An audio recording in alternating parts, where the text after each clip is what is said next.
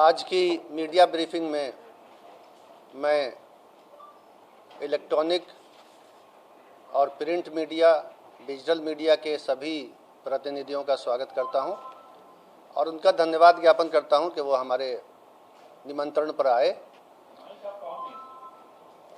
Mic को नज़दीक करना होगा मुझे। कहीं कोई दिक्कत हो रही है रिकॉर्डिंग में?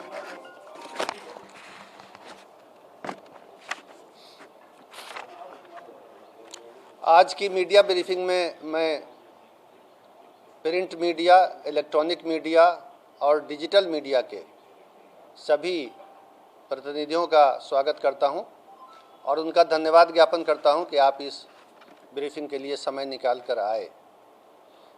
जैसा कि आप देख रहे हैं, हमारे साथ श्री चैतन्य प्रसाद, अपर मुख्य सचिव गृह विभाग भी मौजूद हैं और यहाँ पर श्री शीर्षित कपिल अशोक, कारा महानिरीक्षक भी हमारे बीच हैं। जो विषय है वो आजीवन कारावास पाए हुए बंदियों को नियम के अनुसार परिहार देते हुए कारा मुक्त करने के नियम और प्रक्रिया के संबंध में है। जैसा कि हम आपको बताएंगे, ये नियम, प्रक्रिया और व्यवस्था काफ़ी लंबे अरसे से चली आ रही है, लेकिन कुछ कारणों से अभी अभी ये बहुत ज़्यादा खबरों में आ गया है और पब्लिक डोमेन में इसके रूल्स की, प्रोसेस की जानकारी अधिक नहीं है। तो मैं सबसे पहले ये बताऊंगा कि बिहार में जो नया जेल मैनुअल 2012 वर्ष में बनाया गया था, जिसे बिहार कारा हस्तक 2012 कहते हैं, उसके नियम 474 से 487 में विस्तार से प्रक्रिया दी हुई है, जिसको देखा जा सकता है। उस प्रक्रिया में ये लिखा हुआ है कि जो लोग आजीवन कारावास की सज़ा पा करके जेल में दाखिल हुए, उनको कितने दिनों के बाद कारामुक्त किया जाएगा और किस तरीके से किया जाएगा। और उसमें जो बुनियादी बात है, सबसे पहली बात वो ये है नियम में कि कारा में 14 वर्ष की वास्तविक संसीमन अवधि पूरी होनी चाहिए। यानी कैलेंडर से गिन करके दिन, महीने और साल 14 बरस तो अवश्य, कम से कम 14 वर्ष जेल के अंदर बिताए हों और जेल में अच्छे चाल चलन के लिए, गुड कंडक्ट के लिए परिहार यानी रेमिशन देने का नियम कारा हस्तक में है। तो परिहार समेत 14 वर्ष की अवधि पर परिहार की अवधि जोड़ने के बाद 20 वर्ष की गणना होनी चाहिए। तो ये परिहार जो है ये नोशनल है, ये रिवार्ड पॉइंट है या बोनस पॉइंट है, लेकिन इसकी गणना भी महीने और साल में होती है। तो 14 वर्ष की वास्तविक अवधि और 20 वर्ष परिहार समेत करके जिनको योग्य पाया जाएगा, उनकी कारा मुक्ति पर विचार किया जाएगा। अब उस विचार करने के लिए प्रक्रिया और शर्तें हैं और इसके लिए एक राज्य स्तरीय परिषद भी गठित है, जो इस मामलों पर विचार करके अपनी अनुशंसा सरकार को देती है कि कौन कौन से बंदी इस नियम से कारा मुक्त होने के लिए योग्य पाए गए।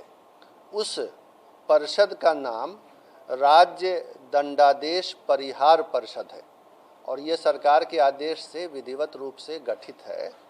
इसके अध्यक्ष अपर मुख्य सचिव गृह विभाग होते हैं और कई अधिकारी इसके सदस्य होते हैं और उन अधिकारियों में 2 न्यायिक सदस्य भी हैं, जुडिशियल मेंबर, जो डिस्ट्रिक्ट जुडिशियरी के बहुत सीनियर अधिकारी होते हैं। सामान्यतः अभी की व्यवस्था में डिस्ट्रिक्ट जज जो पटना के हैं और बिहार सरकार के विधि सचिव जो खुद भी डिस्ट्रिक्ट जज होते हैं, ये इसके मेंबर हैं। तो कहने का मतलब ये है कि ये परिषद जो है कानूनी दृष्टिकोण से बारीकी से विचार करके, अपना माइंड अप्लाई करके, जिसमें जुडिशियल माइंड भी होता है, 2 विद्वान जजों का भी उसमें विचारण और मंतव्य शामिल होता है, उसके बाद ही कारा मुक्त करने का प्रस्ताव गठित करती है, जिस पर सरकार का आदेश लिया जाता है।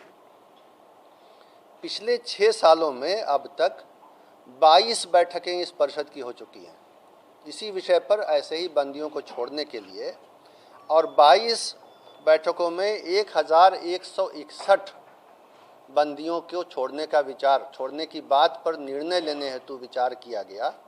उसमें ज़िले के एसपी से, प्रोबेशन ऑफिसर से और ट्रायल कोर्ट के जज से भी रिपोर्ट मंगाई जाती है।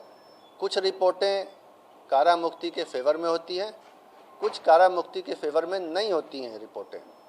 तो अब तक जो पिछले 6 सालों में 22 बैठकों में 1161 बंदियों की रिहाई के लिए विचार हुआ है, उसमें से जो उपयुक्त फिट पाए गए हैं, रिहाई के लिए फिट पाए गए हैं, ऐसे 698 बंदियों को समय समय पर आदेश निकाल के सरकार ने छोड़ा है और वो अब समाज में एक नई जिंदगी बिता रहे हैं। इसके अलावा कुछ और भी नियम है जिसमें अन्य प्रकार के सजा याफ्ता बंदियों को भी छोड़ने के लिए समय समय पर वन टाइम डिसीजन, एक बार का निर्णय लिया जाता है, जो सामान्यतः 26 जनवरी यानी गणतंत्र दिवस, 15 अगस्त यानी स्वतंत्रता दिवस और 2 अक्टूबर अर्थात महात्मा गांधी जयंती के अवसर पर सरकार लेती है। इस बारे में अक्सर भारत सरकार से भी राज्य सरकार को परामर्श यानी एडवाइजरी लेटर प्राप्त होता है। राज्य सरकार उसके आलोक में बंदियों को छोड़ने के लिए शर्तें तय करती है और उनको भी छोड़ा जाता है। अब तक 104 ऐसे बंदियों को विशेष अवसर पर, जो 3 अवसर मैंने आपको बताए, उन अवसर पर कारामुक्त किया गया है, सज़ा में छूट दे करके कारामुक्त किया गया है। और एक बार और ये काम होना है जिसका आदेश संकल्प संख्या 2644 दिनांक 10 अप्रैल 2023 से के माध्यम से गृह विभाग ने निर्गत किया है और उसके अंतर्गत बंदियों की पहचान की जा रही है कि एक बारगी उपाय के तहत 10 वर्ष तक की सज़ा पाए हुए, ये आजीवन कारावास नहीं है, 10 वर्ष या उससे कम की सज़ा पाए हुए बंदी जो प्रथम बार अपराध कारित किए हों, इसके पहले दूसरा कोई अपराध नहीं किए हों, और जिन्होंने कारावास की अवधि के दौरान लगातार अच्छा आचरण बनाए रखा है, उनको प्राप्त सज़ा की अवधि की आधी सज़ा पूरी कर ली तो उसको समय पूर्व छोड़ने के लिए सरकार निर्णय लेगी। ये पहचान, ये प्रक्रिया चल रही है। ये सारी प्रक्रियाएं जो हैं, जो मैंने 2 तरह की प्रक्रिया आपको बताई, परिहार परिषद जो राज्य दंडादेश परिहार परिषद है उसके द्वारा जो आजीवन कारावास वाले बंदियों को छोड़ा जाता है, और अन्य अवसरों पर अन्य प्रकार के बंदियों को, ये सब चलता रहता है, सामान्य प्रक्रिया है। और इस प्रक्रिया को विभिन्न न्यायालयों ने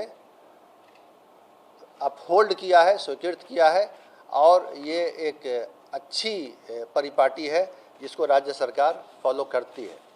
तो उसके आलोक में अभी जो आदेश निर्गत हुआ है और जो उसमें ये सारे नियम फॉलो किए गए हैं, उसमें किसी के लिए कोई अवधि के बारे में या नियम के बारे में या डीएम और एसपी या ट्रायल जज की रिपोर्ट लेने के बारे में कोई भी किसी के साथ छूट नहीं दी गई है। जिसके बारे में अनुशंसाएं आई, ज़िले के एसपी ने किया, जिसके बारे में डिस्ट्रिक्ट जज या जो ट्रायल जज थे उन्होंने अनुशंसा भेजी कि हाँ छोड़ सकते हैं।